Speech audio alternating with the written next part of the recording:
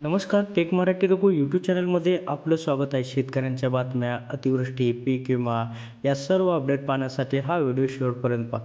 चला पाहूया पहिले अपडेट. खुलताबाद तालुक्यातील टाकळी येथील G. M. Patel bio agro प्रोलीच्या 80 TCD क्षमतेचे गूळ प्रकल्प व पहिल्या गाळपाचा शुभारंभ केला.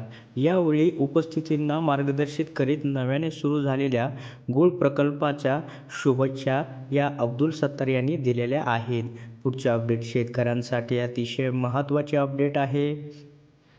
राज्यात फेब्रुवारी, मार्च, एप्रिल आणि मे 2020मध्ये झालेल्या गारपीट आणि अवेळी पावसामुळे नुकसानीपोटी मिळालेल्या मदतीतून शेतकऱ्यांचे कर्ज आणि अन्य गोष्टींसाठी कपात करण्यास मनाईही करण्यात आलेली आहे. म्हणजे जी अतिवृष्टीची मदत मिळणार आहे शेतकऱ्यांना, तर त्यांच्या खात्यातून न वजा करता डायरेक्ट शेतकऱ्यांना द्यावे असं सांगण्यात आलेलं आहे. ही अपडेट शेतकऱ्यांसाठी अतिशय महत्त्वाचे अपडेट आहे. प्रलंबित पीक विमा, अतिवृष्टीचे अनुदान यासाठी गेल्या 7 दिवसापासून उपोषणाला बसलेले शिवसेनेचे आमदार कैलास पाटील यांच्या लढ्याला अखेर यश आलं. शेतकऱ्यांच्या पीक विम्याबाबत सरकारने सकारात्मक प्रतिसाद दिल्यावर आमदार कैलास पाटील यांनी अंबादास दानवे यांच्या उपस्थितीत आंदोलनाला स्थगिती दिली. पुढचे अपडेट शेतकऱ्यांसाठी अतिशय महत्त्वाचे अपडेट आहे. जिल्हा वार्षिक योजनेअंतर्गत सन 2022-23 या वर्षासाठी प्राप्त झालेला निधी योग्य नियोजन करून विकास कामावर वेळेत खर्च करावा, असे निर्देश कृषीमंत्री तथा पालकमंत्री अब्दुल सत्तार यांनी दिलेले आहेत. पुढचे अपडेट शेतकऱ्यांसाठी अतिशय महत्त्वाचे अपडेट आहे. युक्रेनसोबत युरोपमधील इतर देश अमेरिका, कॅनडा आणि ऑस्ट्रेलिया यांनी गव्हाचं भरपूर उत्पादन घेणं हे भारतासाठी गरजेचं झालं आहे. कारण यावर्षी प्रथमच भारतातील गव्हाची मागणी ही तांदळाच्या मागणीपेक्षा अधिक होती. पुढील वर्षी मात्र उत्पादनात घट झाली तर आपल्याला चक्क गव्हाची आयात करावी लागेल. त्यामुळे इतर देशांमध्ये गहू उत्पादन वाढणे गरजेचे आहे. पुढचे अपडेट शेतकऱ्यांसाठी अतिशय महत्त्वाचे अपडेट आहे.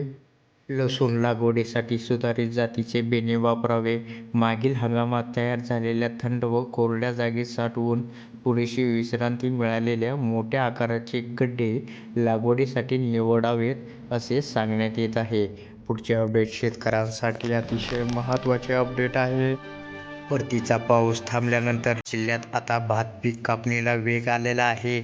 शेतकरी दिवसरात्र कापणीच्या कामात गुंतले असून आतापर्यंत 30% कापणीचे काम हे पूर्ण झालेले आहे.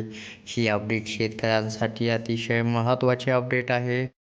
परतीच्या पावसाचा राज्यातील शेतकऱ्यांना मोठा फटका बसला आहे.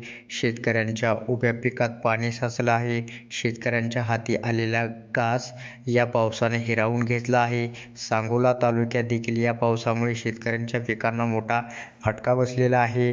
याबाबत सांगोला तालुक्याचे शिंदे गटाचे आमदार शहाजीबापू पाटील यांनी अधिकाऱ्यांसमवेत अतिवृष्टी नुकसान झालेल्या भागाची पाहणी केली. चला पाहूया पुढचे अपडेट.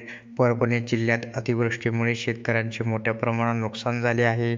कापूस, सोयाबीनसह सर्वच खरीप पिकांचं नुकसान झालं आहे.